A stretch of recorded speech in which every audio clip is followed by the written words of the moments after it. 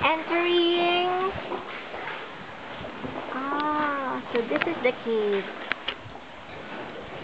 Ano po ulit yung tawag sa cave na to? Baras Cave in Guimaras. Parang ano lang pala siya. Driveway.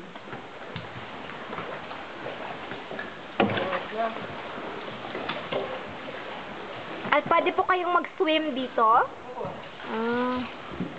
Ha? Dito? Mababaw ba to?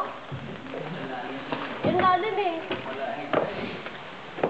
It also kind of smells like guano.